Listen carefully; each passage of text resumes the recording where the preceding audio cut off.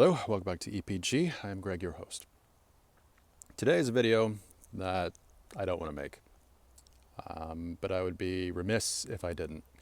It is, of course, discussing the terrorist attack that occurred in New Orleans on the 1st of January 2025, where an assailant drove his truck down Bourbon Street, trying to kill as many people as possible. The current death count is around 15. But with over 35 plus injured, I think that it will be more in the coming days.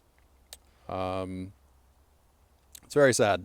And as you know, if you have watched this channel, I do have experience with terrorism in other cities and countries around the world. And I think it's important to rehash certain travel safety guidelines that I've talked about in other videos. So first and foremost is to be situationally aware, know what's going on around you, know who is around you, know what they are doing. Like let's say you walk into a bar, it's probably a good idea to figure out where fire exits are, if there are any. Also kind of look at the people that are, sitting at a bar, or, if they're people that are arguing, if they're people that are fighting, probably best to not be around those people. Another aspect is to listen to your gut. If something feels off about a situation or a person or anything, extricate yourself from it, get out of it. Another piece, which I haven't talked about before, which I want to bring up, is sometimes there is wisdom in crowds. So if you see a bunch of people running away from something, probably best to run away as well, and then figure out what you're running away from later. Because that will also give you distance between what you're running away from and yourself.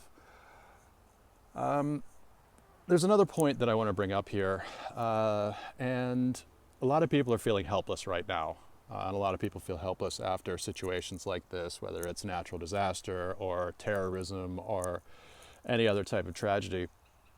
And there is a way that people can take their power back, and that is to train. Now, that could mean different things for different people. Some people could train for self-defense, some people could train for concealed carry, but I think the one that would help out a lot of people who are looking to travel is to train in first aid. There are plenty of courses out there where you can learn basic first aid, also CPR. I would suggest everybody get CPR training. That's not just from me being a former lifeguard. But yeah, there's other stuff you can do. You can travel with a small med kit, travel with tourniquets and know how to use them. Carry one in your purse, carry one in your pocket, because in the end, this may be for other people, but it's also for yourself, because you are your own first responder.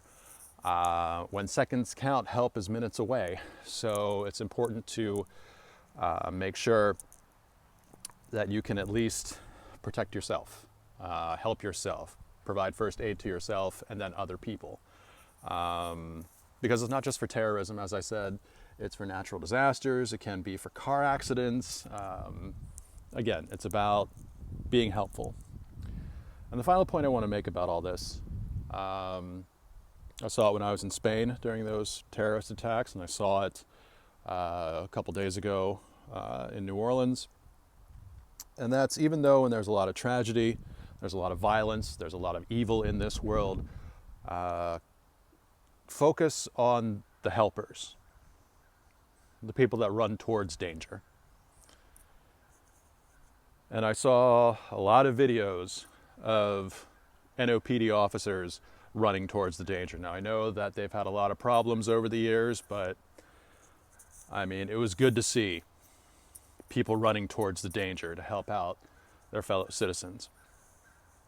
So, much love to the NOPD. With all that being said, I'll try to link some charities that will go to help these victims. I'll also try to link a couple med kits, a couple